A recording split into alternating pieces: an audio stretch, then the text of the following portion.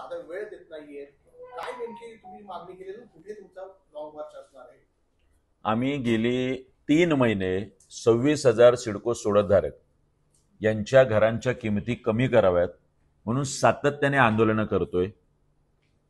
मागच्या 10-15 दिवसापूर्वी दोनदा आमची वेळ निश्चित करू नये, आमची वेळ रद्द झाली आणि अद्यापही याच्यावर सिडको आणि नगररचना खातं अर्थात उपमुख्यमंत्री एकनाथ शिंदे साहेब यांनी कुठलाही निर्णय न घेतल्यामुळे प्रचंड नाराजी सिडको सोडतधारकांमध्ये आहे. शिंदे साहेबांना वेळ नाहीये तर आम्ही सन्माननीय शिंदे साहेबांना, या महाराष्ट्राचे उपमुख्यमंत्री जे स्वतःला सर्वसामान्यांचं सरकार सांगतायत, त्यांना भेटायला वाशी छत्रपती शिवाजी महाराज चौक येथून येत्या गुरुवारी आम्ही सुरुवात करणार आहोत. ते त्यांच्या ठाण्याच्या बंगल्यापर्यंत हा पायी दिंडी मोर्चा गुरुवारी निघणार आहे. कशा पद्धतीने स्वरूप असणार आहे दिंडी मोर्चाचं, काय घोषणा असणार आहे, साधारणपणे पायी दिंडीमध्ये कोण कोण सहभागी होणार आहेत? आपली जी दिंडी आणि वारी निघते ते विठ्ठल रुक्माईचा गजर करत, त्याच पद्धतीने संत जरी नसले तरी त्यांच्या नावात एकनाथ आहे, त्यामुळे टाळ मृदुंग घेऊन आम्ही ही पायी दिंडी या वाशी छत्रपती शिवाजी महाराज चौक ते ठाण्याच्या त्यांच्या बंगल्यापर्यंत काढणार. सर, तुम्ही असं म्हणलेलं आहे, जर मुख्यमंत्री गुरुवारी उपमुख्यमंत्र्यांनी तोडगा नाही घडला तर मुख्यमंत्र्यांच्या दालनात देखील जाणार आहात, नेमकं काय?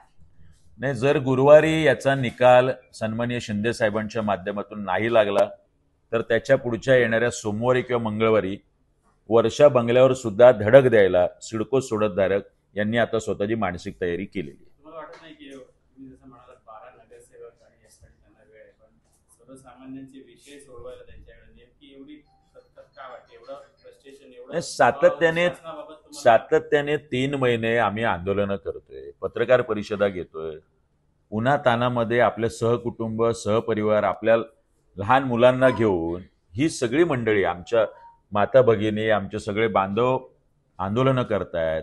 साताऱ्याला जाऊन सन्माननीय उपमुख्यमंत्री शिंदे साहेबांना जाऊन आमचं 32-35 जणांचं शिष्टमंडळ भेटतंय.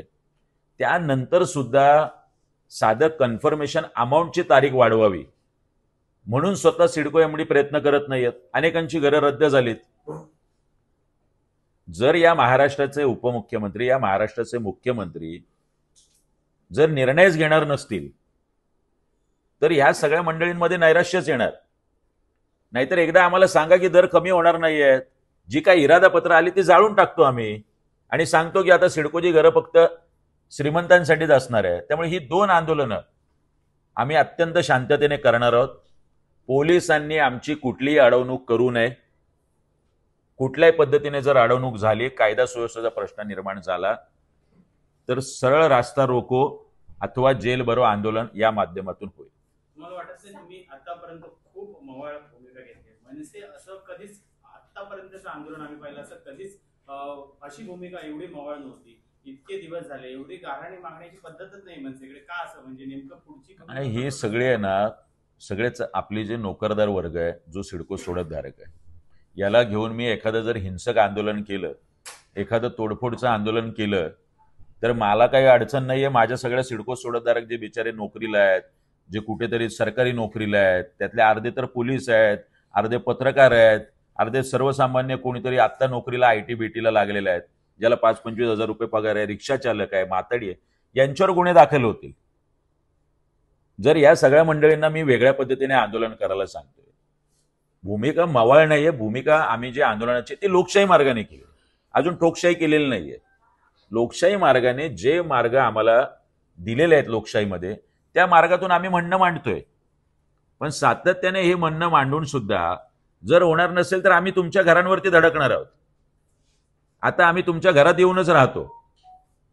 आता ह्याच मार्गाने जर मार्ग निघणार असेल, लोकशाहीने आम्ही बोलून, आंदोलनं करून, निवेदनं करून, सन्माननीय गणेश नाईक साहेब आपण घोषणा केली होती.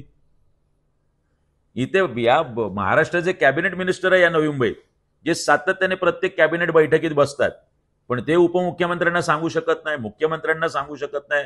288 आमदारांना पत्र दिलीत, निवेदनं दिलीत, ते साधं पत्र लिहित नाहीत, ती मंडळी बोलत नाहीयेत.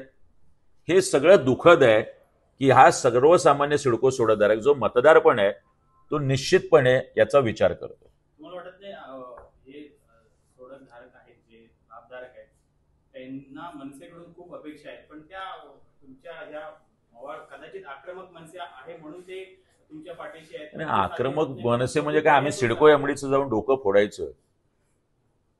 आक्रमक मनसे म्हणजे आक्रमकपणे केलंय म्हणून तर कन्फर्मेशन अमाऊंट तारका वाढत गेले. सरकारच नाही हो मनसेचं, ना मनसेचं कोणी आमदार खासदार आहे, ना मनसेचा कोणी मंत्री आहे.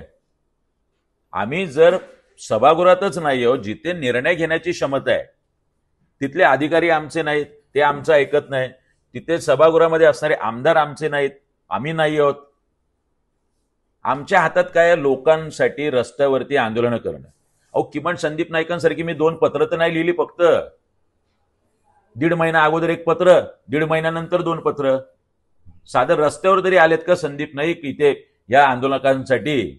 आम्ही सातत्याने रस्त्यावरती आहोत. बरं, मी असं आहे की आंदोलन सुरू केलं आणि मध्येच कल्टी झालोय? मी त्यांच्याबरोबर त्याच पद्धतीने रांगेत पहिला उन्हात आहे, सातत्याने आंदोलनं करतोय आम्ही. मला वाटतंय की ही आंदोलनं ही अशी आंदोलन नाहीये की आपण जाऊन त्याला काहीतरी हिंसक वळण द्यावं. लोकांवरती गुन्हे दाखल होतील आणि घरं मिळतील, मग त्याला आयुष्यभर चकरा मारावं लागतील. नंतर तुम्हीच विचाराल, बघा तुमच्या आंदोलनामुळे त्यांच्यावरती गुन्हे दाखल झाले, हा सुमित आपला तुरुंग याच्यात दिसतोय, प्रत्येक महिन्याला जातोय आणि कोर्ट कचेरी करतोय. हे नकोय. म्हणून आम्ही लोकशाही मार्गाने लोकांच्या माध्यमातून, म्हणजे अगदी मुख्यमंत्री आणि उपमुख्यमंत्री मुखवटे घालून सुद्धा जर आता काय म्हणायचं, लाजा वाटत नाहीत सरकारला असं म्हणावं लागणार आहे. आता काय पुतळे जाळणं फक्त बाकी आहेत यांचे सरकारचे, ते असतील तर ते पण करू. पण जर एवढं मार्ग आम्ही अवलंबले